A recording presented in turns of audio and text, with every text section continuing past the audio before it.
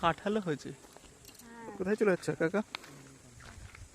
এই যে তোমার সামনে, এই যে দূষণমুক্ত বাতাস, পাহাড়ি ঝর্ণা এবং স্থানীয় গারো উপজাতীয় খাবার ও সংস্কৃতির স্বাদ নেওয়ার জন্য চমৎকার একটি জায়গা এইটি। আসামের অন্যতম পরিচ্ছন্ন গ্রাম এটি, যেখানে চমৎকার পরিবেশ বান্ধব জীবনযাত্রা আর আদিবাসী গারো সম্প্রদায়ের সংস্কৃতি দেখতে পাওয়া যায়। গারো সম্প্রদায়ের মানুষেরা এতটাই পরিষ্কার পরিচ্ছন্ন হয়, সেটা আমার চ্যানেলের আরও অনেক ভিডিওতে পরিষ্কারভাবে দেখানো হয়েছে।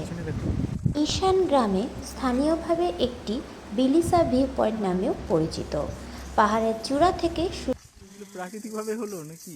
সত্যি তাই, কি অবাক না, অদ্ভুত ব্যাপার। এটা দেখো একটা ওয়াটারফল, সূর্যাস্তের দৃশ্য, সবুজ জঙ্গল এবং আশেপাশের উপত্যকাগুলি দেখার জন্য এটা কিন্তু সেরা জায়গা। কাঠ দিয়ে তৈরি, পুরো কাঠ দিয়ে তৈরি, কাঠ সিলেকশনটা কত সুন্দর। দারুণ দারুণ।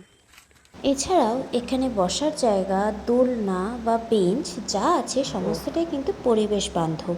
আর সবথেকে বড় কথা, এখানে কিন্তু সানরাইজ এবং সানসেট ভিউ পয়েন্ট দুটোই ক্রিয়েটিভ ওয়ার্ক আছে।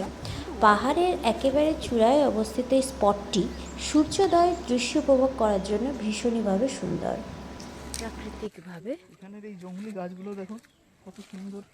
হ্যাঁ, এখানে না প্রকৃতি নিজেই সেজে উঠেছে, বলো। আরে কি সাদা সাদা ছিটে হ্যাঁ, মানে পুরো এখানে এত শান্তি, এত নিরিবিলির সাথে আছে তোমাদের এই ভিউ। তো আশা করি তোমরা, এবং পছন্দ হলে অবশ্যই একটা লাইক, কমেন্ট আর সাবস্ক্রাইব তো করেই যাবে। Thank you so much.